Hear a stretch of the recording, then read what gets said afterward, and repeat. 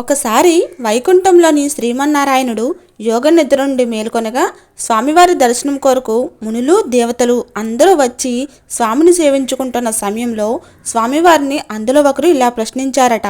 స్వామి, మీకు అనేక రకముల కైంకర్యములు నిత్యము జరుగుతూ ఉంటాయి కదా, అందులో మీకు ప్రీతిపాత్రమైన కైంకర్యం ఏమిటి అని. అప్పుడు స్వామివారు తనకి పుష్పమాల కైంకర్యం అత్యంత ప్రీతిపాత్రమైనది అన్నారట. అలా అనగానే పక్కనే ఉన్నటువంటి భూదేవి అటువంటి సేవ నేను స్వామికి ఎప్పుడు చేసుకుంటాను అని మనసులో అనుకుందట. అంతే స్వామివారు తదాస్తు అన్నారట. అప్పుడు అమ్మవారు, స్వామి, మరి నేను ఎవరికి ఎప్పుడు జన్మించాలి అని అడగగా స్వామివారు ఇలా చెప్పారు. గరుత్మంతుడి యొక్క అంశతో భట్టనాథుడని ఒకరు జన్మిస్తారు. వారికి అయ్యో నిజమే, తులసి వనంలో నువ్వు దొరుకుతావు అని అభయమిచ్చారు స్వామివారు. గరుత్మంతుడు భట్టనాథుడిగా జన్మించడానికి ఒక కథ ప్రచారంలో ఉంది. ఒకసారి లక్ష్మీ నారాయణులకు భూలోక విహారం చేయాలనిపించింది. వారి వాహనమైన గరుత్మంతుని సిద్ధం అవ్వమని ఆజ్ఞాపించారు. గరుత్మంతుడు లక్ష్మీనారాయణులను తన వీపుపై ఎక్కించుకొని తీసుకొని వెళ్ళగా అక్కడ ప్రకృతిని చూసి ఎంతో పులకరించిపోయి పారవస్యంలో మునిగిపోయిన లక్ష్మీనారాయణులు ఆనందంతో నిండిపోయిన హృదయాలతో, గరుత్మంతా, ఈరోజు ఈ ప్రకృతిని చూసిన మా మనస్సు ఎంతో ఆనందంతో నిండిపోయింది. గరుత్మంతా, ఎప్పుడూ నీవు మా సేవలో తరించడమే కానీ మమ్మల్ని ఒక్కసారి కూడా నోరు తెరిచి ఏమీ కోరిక కోరలేదు. ఈరోజు నీవు ఏది కోరినా అది ఖచ్చితంగా నెరవేరుస్తాము, ఏదైనా కోరుకో అని పలికారు లక్ష్మీదేవి విష్ణుమూర్తులు. దానికి గరుత్మంతుడు, స్వామి, ఎప్పుడు మీ సేవలోనే నేను తరించాలి, అదే నా కోరిక అని అన్నాడు. దానికి లక్ష్మీనారాయణులు, నీవు చేస్తున్న ఈ సేవకి ప్రతిఫలంగా ఏమైనా ఇవ్వాలనుకుంటున్నాం, ఏదైనా సంకోచించకుండా కోరుకో. దానికి గరుత్మంతుడు, మీరు నా తల్లి అయిన లక్ష్మీదేవిని ఎప్పుడూ విడవకుండా మీతోనే ఉంచుకుంటావు, ఎందుకంటే మీ ఇద్దరికి వివాహం అనే బంధం ఉంది కాబట్టి. అలాగే నేను కూడా మీతో బంధాన్ని ఏర్పరచుకొని మీతో శాశ్వతంగా ఉండేలాగా మీ సేవలోనే తరించాలి, అది నా కోరిక. కాబట్టి మీతో నాకు బంధం ఏర్పడాలి స్వామి. దానికి మీరు అల్లుడిగా, నేను మీకు మామగా, మన ఇద్దరి మధ్య ఒక బంధాన్ని ఏర్పరిచి నా జన్మను ధన్యం చేయి స్వామి అని వినయంగా అన్నాడు గరుత్మంతుడు. దానికి శ్రీ మహావిష్ణువు చిరునవ్వు నవ్వి, గరుత్మంతా, ఎప్పుడు నా సేవలోనే తరించాలని నీ కోరికతో నువ్వు నన్ను మరింత దగ్గర చేసుకున్నావు. నీ కోరిక తప్పకుండా నెరవేరుతుంది. నీవు వైష్ణవ బ్రాహ్మణుడిగా పుట్టి అల్వార్ పరంపరలో నీవు పెరిగి పెరిపెల్వారుగా కీర్తించబడతావు. అంతేగాక సాక్షాత్తు ఆ భూదేవి నీ కూతురుగా అవతరిస్తుంది. అలా అవతరించిన భూదేవిని నాకిచ్చి పెళ్లి చేసి నీవు నా మామగారుగా నాతో బంధం ఏర్పరచుకొని నా సేవ చేసుకుందువుగాక అని శ్రీ మహావిష్ణువు గరుత్మంతుడికి వరమిస్తాడు. అలా గరుత్మంతుడు మదురైక సమీపంలో ఉన్న శ్రీ విల్లుపుత్తూరులోని బ్రాహ్మణ కుటుంబంలో జన్మించాడు. అతనికి విష్ణుచిత్తుడు అని పేరు పెట్టారు. దీని అర్థం విష్ణు మనసులో ఉన్నవాడు అని. అతను వంశానుగతంగా వేదమూర్తులైన బేయర్ కుటుంబానికి చెందినవాడు. అతను ముకుందాచార్యులు పద్మ అను దంపతులకు మిథున మాసంలో శుక్లపక్ష ఏకాదశి నాడు జన్మించాడు. చిన్నతనం నుండి వేదాధ్యయనం చేసి నిరంతరం భగవంతుని కైంకర్యం చేస్తూ బ్రహ్మచర్య వృత్తి చేపట్టి జీవించాడు. అతను తులసి వనాన్ని ఏర్పాటు చేసి తులసి మొక్కల్లోని తులసిని మాలలుగా కట్టి వటపత్ర సాయికి సమర్పించుకుంటూ తన జీవితాన్ని గడపసాగాడు.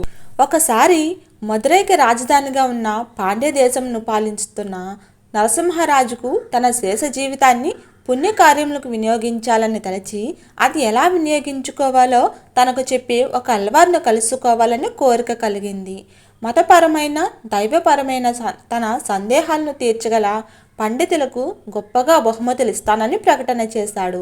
అందుకు దర్బారులో ఒక స్తంభాన్ని నిర్మించి దాని పై భాగంలోని బంగారు వరహాలు, నాణేలు, వజ్ర వైడూర్యాలు మూటగా కట్టాడు.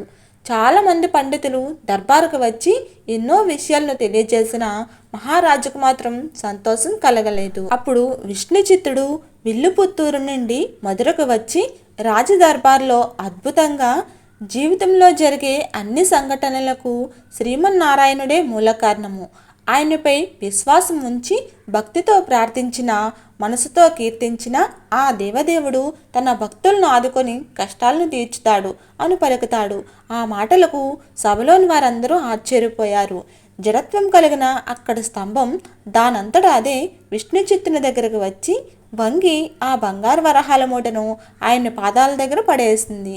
జడత్వం గల స్తంభానికి విష్ణు చిత్తుని వాక్యలు ఎంతో సంతోషింపచేసినందుకు రాజు కూడా ఎంతో సంతోషించాడు.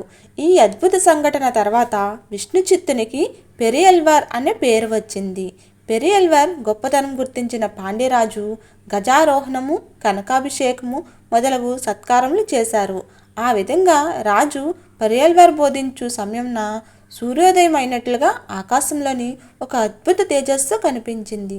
శంఖము చక్రము ధరించి శ్రీమన్నారాయణుడు ప్రత్యక్షమై పాండ్యరాజును పెరియల్వార్ను అనుగ్రహించారు. విష్ణు చిత్తుడుండే విల్లుపుత్తూరులోనే శ్రీకృష్ణుడు మర్యాకు మీద తేలియాడుతూ లోకాన్ని రక్షించాడని నమ్మకం.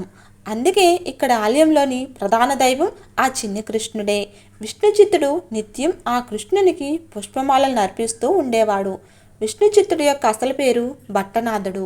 నిరంతరం ఆయన చిత్తం విష్ణుమూర్తి మీదే ఉండేది కాబట్టి ఆ బిరుదు దక్కింది. అలాంటి పెరియల్వారు ఒకసారి తులసి మొక్కల కోసం పాదులు తీస్తూ ఉండగా అక్కడ ఒక పాప కనిపించింది. ఆమెను సాక్షాత్తు భగవంతుని ప్రసాదంగా భావించి ఆమెను పెంచుకోసాగాడు విష్ణు చిత్తుడు. ఆమెకు కోదై అంటే పూలమాల అన్న పేరుతో గారభంగా పెంచసాగాడు విష్ణు చిత్తుడు. ఆ పేరే క్రమంగా గోదాదేవిగా మారింది. గోదాదేవి చిన్ననాటి నుండి కృష్ణుడి లీలలను ఆడుతూ పాడుతూ పెరిగింది. యుక్త వయసు వచ్చేసరికి ఆ భక్తి కాస్త ప్రేమగా మారిపోయింది. కళ్ళు మూసినా తెరిచినా ఆ నల్లనివాడే కనిపించసాగాడు. తన చుట్టూ ఉన్న స్నేహితురాళ్ళంతా ఒకప్పటి గోపికలని, తానుండే విల్లుపుత్తూరు ఒకనాటి గోకులమని భావించసాగింది. అంతేకాదు తన తండ్రి విష్ణు చిత్తుడు రోజు భగవంతుని కోసం రూపొందించే మాలలను ముందు తనే ధరించి తనలో ఆ కృష్ణుణ్ణి చూసుకొని మురిసిపోయేది. ఈ దృశ్యం ఒకరోజు విష్ణు చిత్తుని కంట పడనే పడింది. తన కూతురు చేసిన పని వల్ల ఇన్నాళ్ళు ఆ దేవదేవుని పట్ల అపచారం జరిగిందని బాధపడ్డాడు.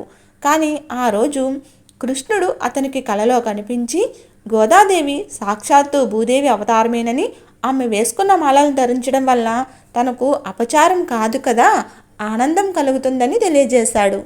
ఇలాంటి సంఘటనలన్నీ గోదాదేవి మనసులో కృష్ణునిపై ప్రేమను మరింతగా పెంచాయి. తనకు పెళ్ళంటే జరిగితే ఆయనతోనే జరగాలని అనుకుంది. అందుకోసం ఒకప్పుడు గోపికలు చేసిన కాత్యాయని వ్రతాన్ని మొదలుపెట్టింది. ఈ వ్రతం చెయ్యాలంటే ఆహారానికి, అలంకారానికి సంబంధించిన చాలా కఠినమైన నియమాలను పాటించాల్సి ఉంటుంది. అలా గోదాదేవి తాను వ్రతాన్ని పాటించడమే కాకుండా తన చెలికత్తెలను కూడా ప్రోత్సహించింది. తన స్నేహితురాలను మేలుకొల్పేందుకు, వారికి ప్రతి విధానాలను తెలియజేసేందుకు, తనలో కృష్ణ భక్తిని వెల్లడించేందుకు 30 పాసురాలను పాడింది గోదాదేవి. అవే ధనుర్మాసంలోని ప్రతి వైష్ణవ భక్తుని ఇంట్లోని వినిపించే తిరుప్పవై. ఇలా సాగుతున్న గోదాదేవి ప్రేమకు ఆ కృష్ణుడు లొంగక తప్పలేదు. దాంతో ఆయన విష్ణు చిత్తునికి కనిపించి గోదాదేవిని శ్రీరంగానికి తీసుకురమ్మని, అక్కడ రంగనాథునిగా వెలిసిన తాను గోదాదేవిని వివాహం చేసుకుంటానని చెప్పాడు. శ్రీరంగంలోని ఆలయ అర్చకులకు కూడా ఈ విషయాన్ని తెలియజేశాడు. కృష్ణుని ఆదేశాలను విన్న విష్ణు చిత్తుని సంతోషానికి అవధులు లేకుండా పోయాయి. వెంటనే గోదాదేవిని విల్లుపుత్తూరులోని ప్రజలను తీసుకొని శ్రీరంగానికి బయలుదేరాడు. అక్కడ వారి రాక గురించి ముందే తెలిసిన అర్చకులు వారిని ఆలయంలోకి తీసుకువెళ్లారు. పెళ్లి కూతురుగా గర్భగుడిలోకి ప్రవేశించిన గోదాదేవి అందరూ చూస్తుండగా ఆ రంగనాథునిలో ఐక్యమైపోయింది. ఇదంతా మకర సంక్రాంతికి ముందు భోగి రోజు జరిగింది.